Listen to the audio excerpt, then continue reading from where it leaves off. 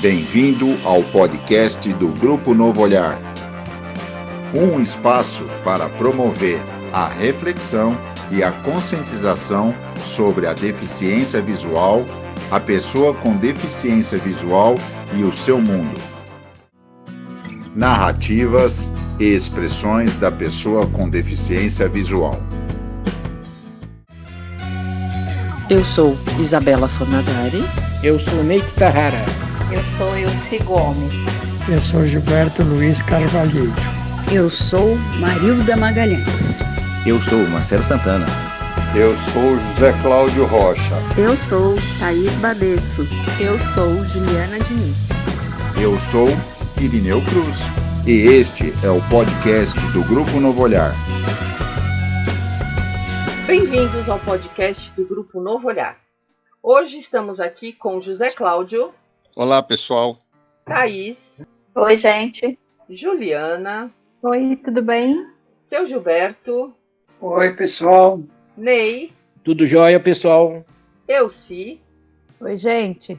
Marcelo. E aí, beleza? Tudo bem? Irineu. Fala, ouvintes. E Marilda. Oi, gente. Hoje, no nosso episódio, nós vamos falar sobre a inclusão da pessoa com deficiência nos espaços públicos. Na verdade, nós vamos abordar a nossa experiência de como que a gente é recebido e como a gente convive nos espaços públicos com e sem acessibilidade. Então, a ideia hoje é a gente discutir sobre esse tema. A questão da ocupação, né, dos espaços públicos por pessoas com deficiência visual, ela é bem limitada, né? Falta acessibilidade, falta de tudo um pouco. Você chega nos espaços, você se depara com algum piso tátil que dá em lugar nenhum, por exemplo, né? Piso tátil que dá em paredes, por exemplo, como já aconteceu em algumas estações de metrô, estações de trem. Recentemente vimos aí algumas reportagens de uma fileira de postes colocadas em cima de piso tátil. A impressão de que dá é que as pessoas que cuidam desses espaços, eles não têm a sensibilidade, o conhecimento, não sei se a gente pode dizer assim, para tratar desse assunto em específico, que é a questão das barreiras, né? Das barreiras físicas, principalmente. Sem contar as barreiras atitudinais das pessoas. Eu vou fazer a minha loja, mas eu não vou me preocupar em colocar uma rampa de acesso. Ou não vou me preocupar em colocar um piso tátil para que as pessoas com deficiência visual entrem. Então, eu acredito que essa questão ela vai além do conhecimento de algumas pessoas. Isso precisa ser muito bem divulgado, muito bem explicado. A gente sabe que não é só simplesmente colocar uma rampa por colocar, porque isso não vai nos ajudar, né? Não é colocar um piso tátil sem saber que tipo de piso você se coloca naquele lugar, porque tem o piso de alerta, tem o piso para seguir, então a pessoa tem que saber o que está colocando, não é só fingir que está sendo feita a acessibilidade, né? O papel aceita qualquer coisa, mas a gente precisa que isso seja levado um pouco mais a sério. Então isso é uma questão que a gente precisa pensar muito, colocar aí para quem é de direito resolver, poder fazer essa discussão de fato. Na hora que você for construir alguma coisa, chama quem vai usar para saber, né? Não é só o que eu acho que é bom e eu vou fazer. Né? O que é bom para um pode não ser tão bom para o outro. Precisa chegar num consenso e fazer com que essa acessibilidade seja realmente efetiva e seja para todos. Eu vou contar uma história que eu fui aqui numa instituição na minha cidade de Mauá, que é uma instituição voltada para as pessoas com deficiência visual. E chegando lá, no local, fiquei mais ou menos 30 minutos esperando, ninguém veio falar comigo. Eu achei até que não tinha ninguém. Aí uma pessoa me abordou e falou que tinha 2 pessoas no balcão lá. Eu caminhei até lá, elas não me deram atenção nenhuma. E pelo que eu entendo, numa instituição que lida com pessoas com deficiência, elas que têm que vir abordar a gente. Porque a gente, por não enxergar, não sabe se tem alguém no local ou não. Eu até fui no Conselho Municipal com Deficiência para fazer uma queixa sobre a instituição, mas, para minha surpresa, o Conselho, a meu ver, era tão despreparado quanto a instituição. Por quê?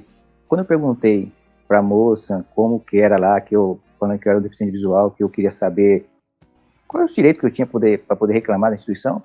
Ela falou para mim assim que lá era tranquilo, que eu poderia ir, que lá era acessível, que tinha rampa. Aí eu pensei, mas o que a rampa ia facilitar para mim, que sou deficiente visual? Mas mesmo assim eu fui lá. Só que quando eu cheguei lá, na época que eu fui, o presidente do conselho era um deficiente visual e não tinha nenhum material que ele pudesse ler ou passar alguma pauta para as pessoas que estavam lá na reunião em braille. Resumindo, é um descaso, né, com as pessoas com deficiência nessas instituições. Aparentemente, eles falam que estão lá para isso, mas é mera burocracia mesmo, que não funciona. Então, eu acho que esse ponto que foi trazido é muito importante de ser discutido, porque existe uma gama de legislações que foram criadas com esse objetivo de favorecer e de proporcionar a inclusão social das pessoas com deficiência. Só que o que a gente observa no dia a dia, na prática, é o cumprimento dessa legislação muito mais cumprindo o protocolo de fato do que uma preocupação com essa acessibilidade. E isso em diversas políticas, diversas propostas. Você tem a lei, você tem um pseudo cumprimento da lei, mas que não traz, não efetiva direito e acesso nenhum. Há 2 anos atrás, uns 2 anos atrás, a gente foi num evento na Assembleia Legislativa aqui em São Paulo, e eu fui de aplicativo, o aplicativo para na avenida, e ele não pode acompanhar a gente. Eu desci e tem a rampa de subida, uma rampa enorme, que chega na porta de vidro. Então fui com todo cuidado até chegar na porta de vidro, e chegando na porta de vidro, o segurança, o senhor veio sozinho? Eu falei, sim, vim sozinho. Aí eu falei, teria que ter o piso tátil na rampa, né? Aí ele falou, não, mas as pessoas vêm sempre acompanhadas. Eu falei, então eu quero falar com o chefe de segurança.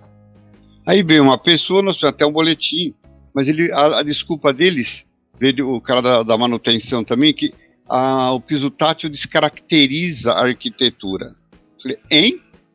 Mas tudo bem. E até hoje, fizemos um boletim, uma reivindicação, até hoje você passa lá, tá lá a rampa sem nada.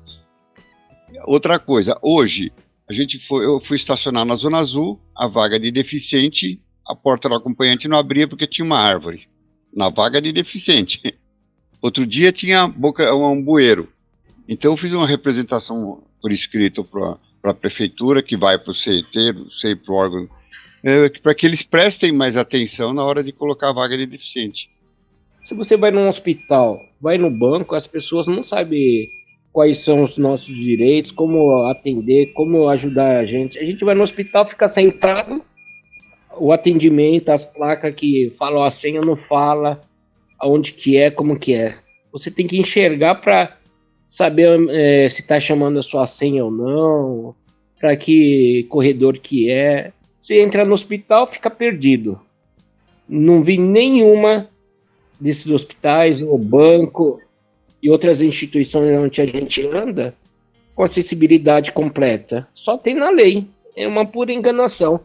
Por isso que eu acho que o Conselho dos Deficientes tem que reavaliar tudo isso aí. Tem muita lei para nada, só para enganar o povo. Eu acho isso. O seguinte, o problema também o deficiente visual sempre ficou enclausurado dentro de casa. Agora que ele está saindo. Então, se qualquer lugar que você vai, para cada 10 cadeirantes você encontra 1 ou 2 deficientes visuais. Então, agora que o deficiente visual está se expondo sozinho. Então, agora que a gente está tendo que reivindicar. Por quê? Até então, o deficiente visual nunca saía sozinho, sempre acompanhado. Então, o pessoal fala, não tem necessidade porque está sempre acompanhado. Então, que eu ando percebendo, assim, principalmente no comércio, né? Eu acho que os estabelecimentos, eles nunca estão preparados para receber deficiente, principalmente visual, né? Acho que eles não têm norma nenhuma, assim. Alguns ainda têm algum piso tátil até a entrada, lá dentro você não acha nada. E o que eu noto é o seguinte, os funcionários, porque você nota que nenhum deles tem preparo para conduzir um deficiente, como lidar com o deficiente.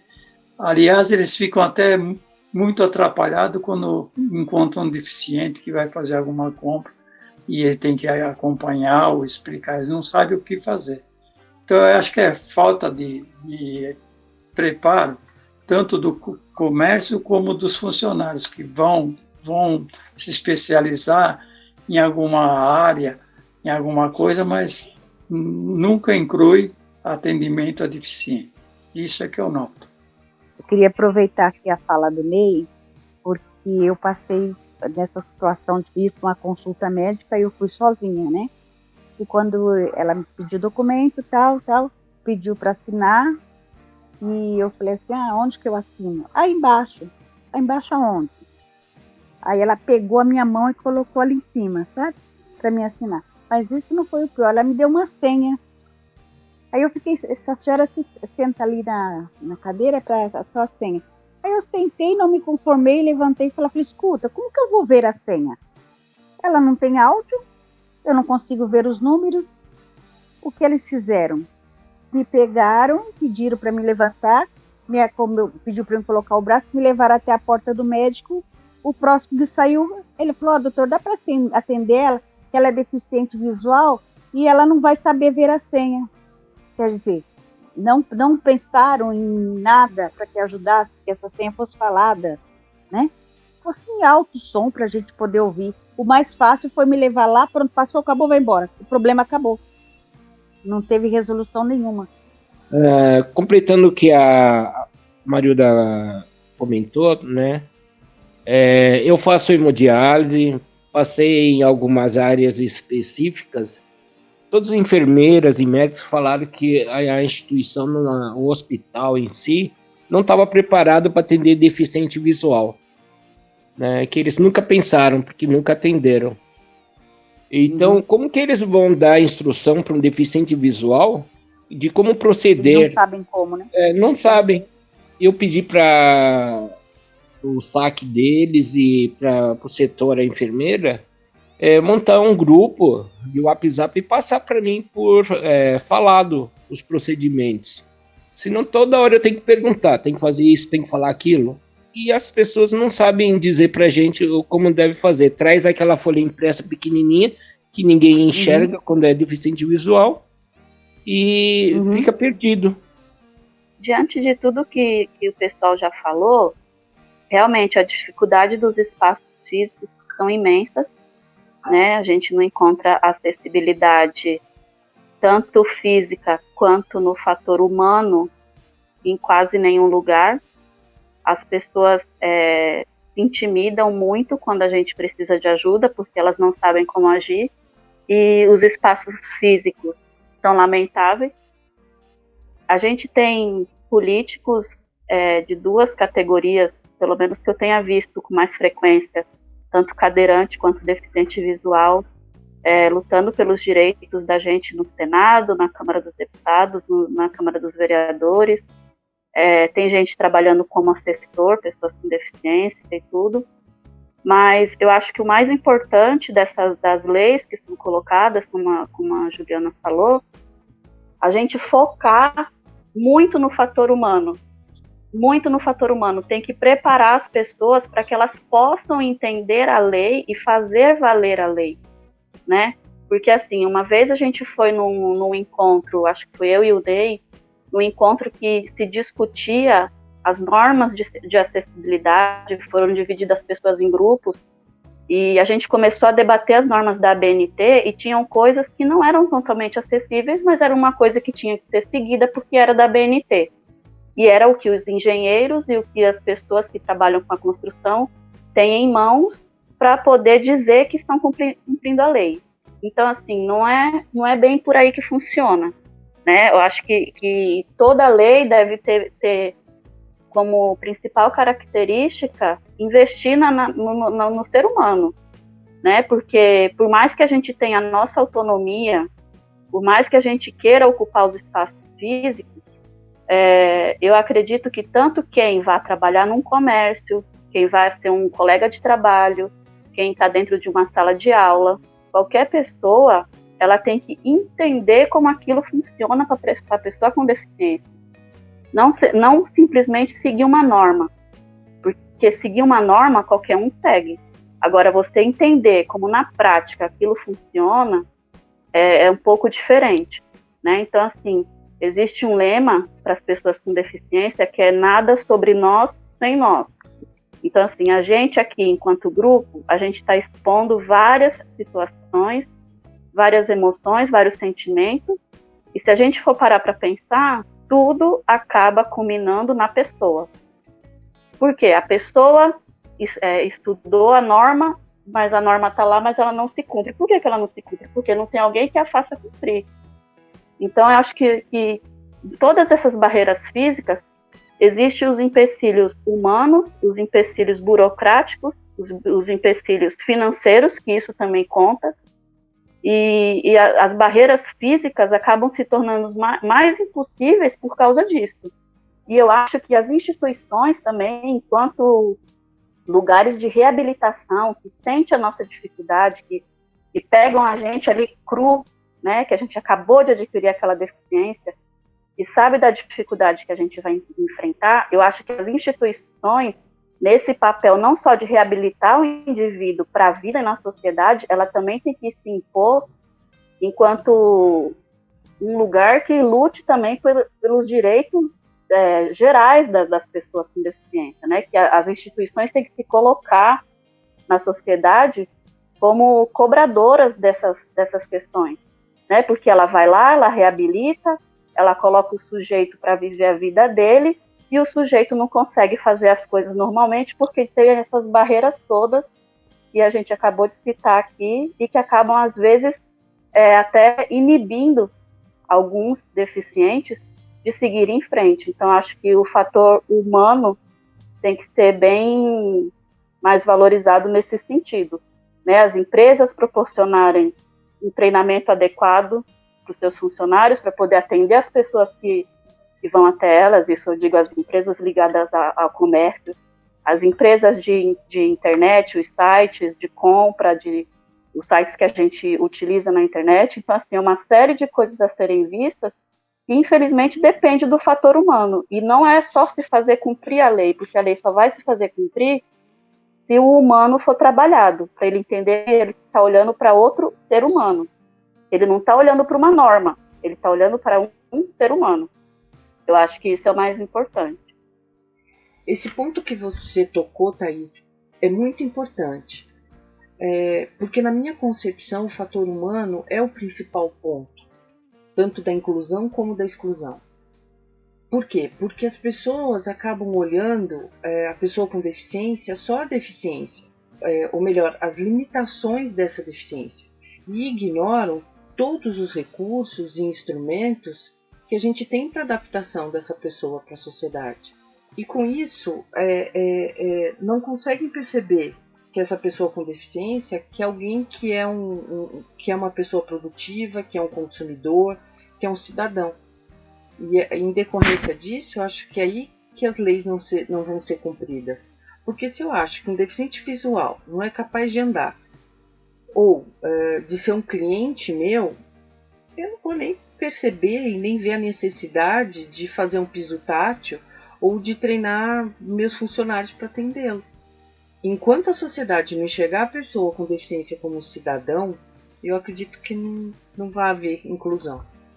Eu bato nessa tecla sempre porque eu acho que essa questão do fator humano é primordial para qualquer questão de inclusão ou de exclusão. Porque quando a gente conseguir olhar o outro como um ser humano, seja ele quem for, não vai haver exclusão e nem vai precisar de inclusão, porque a gente vai viver em igualdade, todo mundo com as suas diferenças. Eu queria, na verdade, complementar fazendo um pouco de link com o que o José Cláudio falou anteriormente, a Thaís também. Na fala do José Cláudio, ele trouxe essa questão de agora os deficientes visuais estarem ocupando mais os espaços públicos, né, sendo mais vistos. E o que eu percebo é assim, a gente tem essa visão porque a gente tem essa vivência, né? Eu e a Isa, nós não temos deficiência, mas nós trabalhamos com isso, temos esse contato com vocês, então para nós virou algo natural. Vocês têm a deficiência, mas eu mesma, antes de trabalhar nessa área, eu sequer sabia que existia baixa visão. né, mesmo sendo assistente social. Então, eu acho que para a sociedade, a deficiência visual em si ainda é muito invisível. As pessoas sequer reconhecem que existe o deficiente visual, principalmente o baixa visão. É difícil você ver uma pessoa... difícil não, é menos comum você ver uma pessoa cega na rua, mas você tem aquele estereótipo de pessoa cega. Que usa um óculos escuro, anda de bengala, está sempre acompanhado por alguém.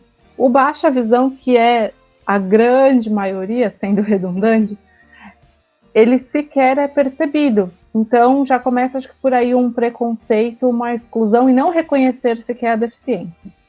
E aí agora sim, entrando no que a Thaís estava falando, do nada sobre nós sem nós. Quando você tem a efetivação de algo que está previsto na política, seja ela qual for, por exemplo, no caso da acessibilidade, da questão da rampa, o cara que está lá fazendo o projeto de acessibilidade, que não tem nenhum contato com uma pessoa com deficiência visual, por exemplo, ele vai pegar ali o mínimo exigido pela portaria e vai cumprir aquilo. Ele não tem a percepção, ele não tem a ciência de quais são as reais necessidades da pessoa com deficiência visual, qual é a real necessidade de uma pessoa com deficiência auditiva, enfim, das diversas formas que existem. Então você acaba tendo uma legislação, eu acho que agora mais recentemente, até com um posicionamento maior das pessoas com deficiência, uma discussão, um envolvimento maior na hora de formular a lei, mas na hora de executar, quem de fato está executando tudo isso, na maioria das vezes não tem vivência nenhuma, não tem proximidade nenhuma, nem entende o que está escrito naquele papel, então executa do jeito que para ele tá bom. E aí você acaba tendo uma política que de fato ela não inclui, ela acaba até reforçando essa exclusão.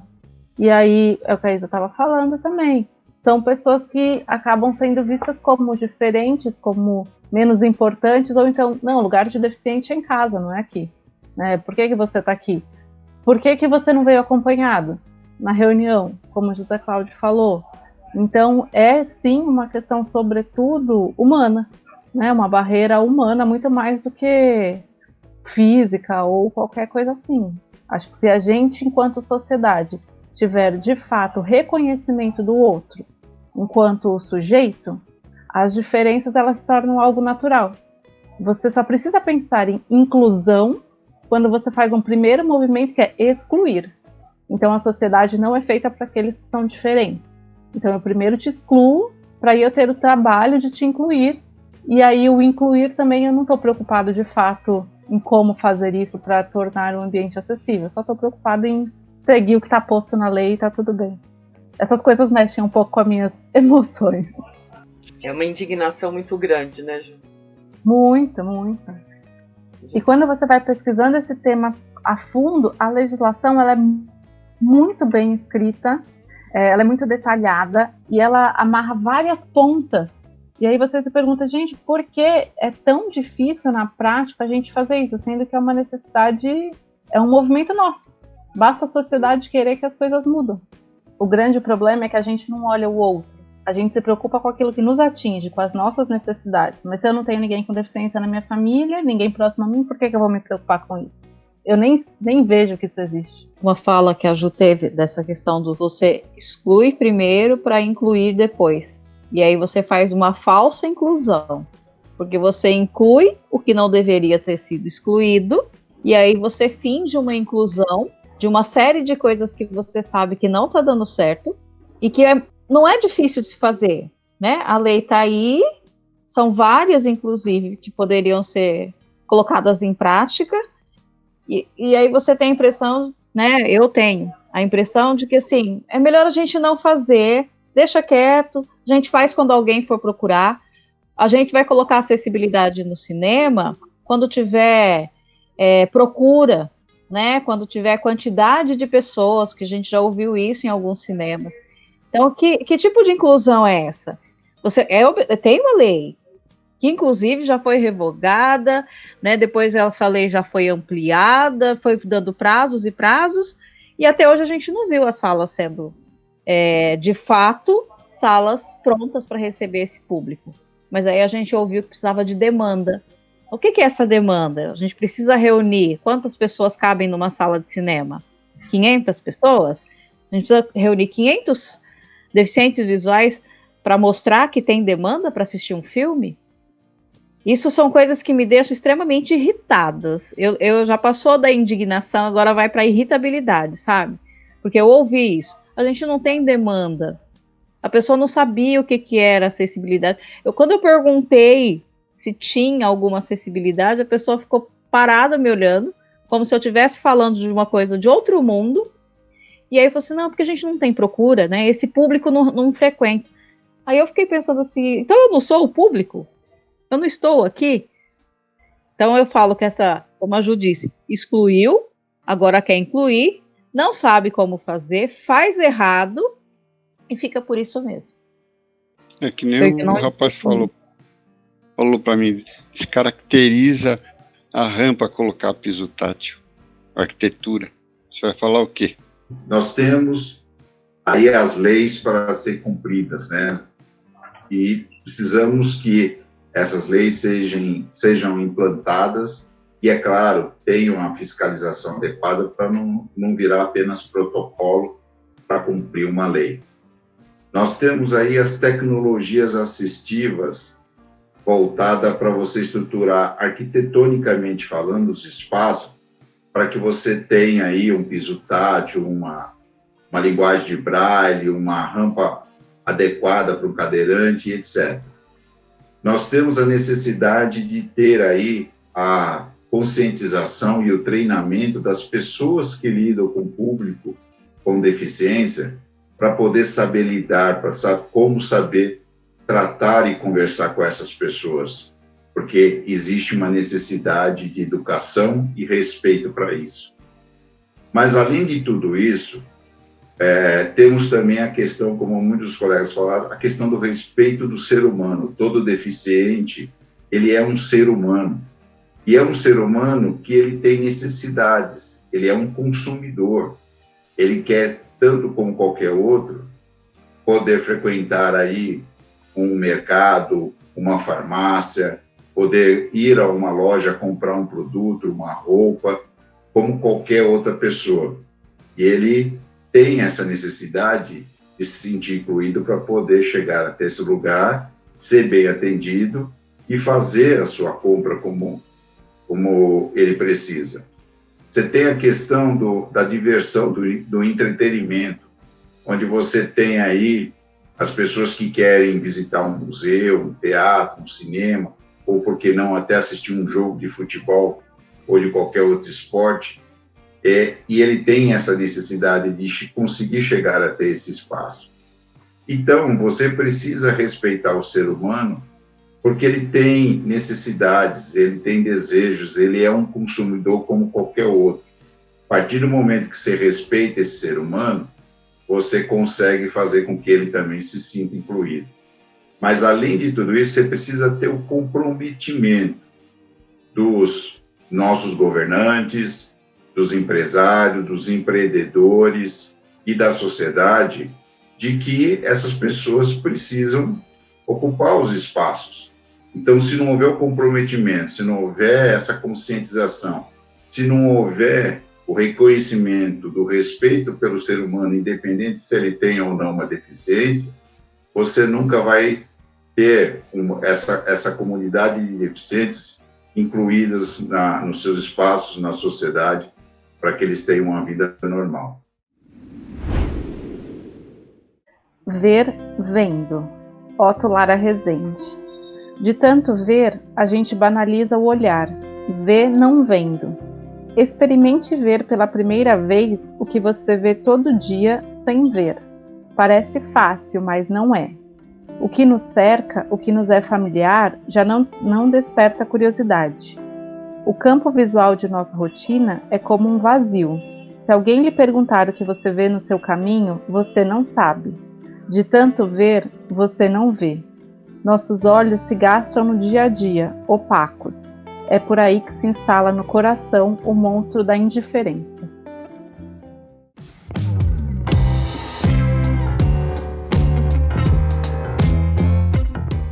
Olá, ouvintes. Agora é a hora do nosso quadro Quem Sou Eu? E vamos apresentar mais um integrante do Grupo Novo Olhar.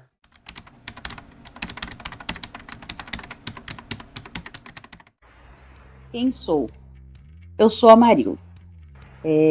Sou solteira, tenho filhos, tenho netos, adoro a vida, adoro promover coisas. Eu estou sempre elétrica. Passei a fase muito triste de tristeza, choro, angústia, mas hoje eu voltei a ser a Maria, uma mulher cheia de garra, de força, alegria. Adoro construir, adoro inventar. Trabalhei muito tempo com os números, hoje eu trabalho com alegria. Gosto da minha pessoa, de todas as coisas que eu faço e do mundo em que eu vivo. Eu sou a Marilda.